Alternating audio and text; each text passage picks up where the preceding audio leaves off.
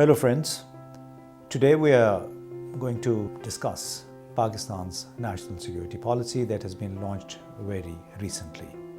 A lot of people are asking why was it necessary, what necessitated such a policy?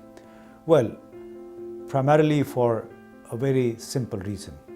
All ministries and different government departments had their own perspectives, they talked about all the challenges and approaches from their own perspectives and not from a national security point of view.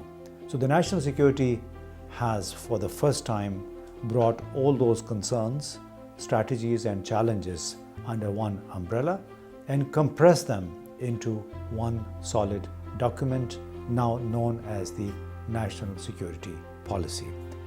It is now going to become a foundation for times to come, foundation for building upon it, improving it, revising it as the situation evolves, whether it's the security situation or the economic situation. A lot of people are asking as to why is this document different from many other documents that had existed until very recently. This is very important and different because of its focus, because of the paradigm shift. This policy vows to shift the gear from the security prism to the economic prism. So far, successive governments, administrations had tried to apply the security prism to our national security because of the acrimonious relationship with our eastern neighbor, India, and the continuous turmoil in the West, that is Afghanistan. Now, the government and this policy basically promises to look at everything from the geo-economic perspective. It vows to work for the development of economic corridors, promotion of trade, regional connectivity through a revised strategy. So that basically would also tie into the China-Pakistan economic corridor, whose scope can now perhaps be expanded.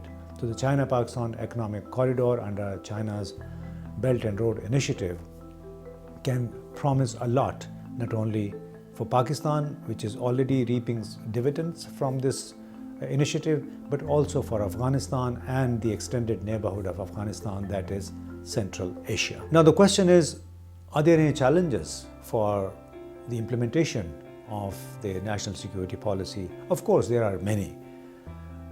Challenges lie in the realization of the goals set in the national security policy. Challenging is the dated bureaucratic mindset that prevails in Pakistan's present state structures and government institutions. A formidable task will be to gear this mindset that comes from the 19th century governance regime and shift it to approaching things with an open mind, digitally and swiftly. This is unlike what other governments are doing. The government has moved on to digitization, the governments have moved to online businesses, and most of Pakistan's government's business still remains mired in the 19th century procedures, which are tardy, which slow down the decision making as well as the implementation. So this is going to be a big bottleneck. The other one will be to create a balance between Pakistan's revenues as well as the expenditure, because Pakistan's revenues in these difficult times are limited, whereas the expenditure has been exponentially growing.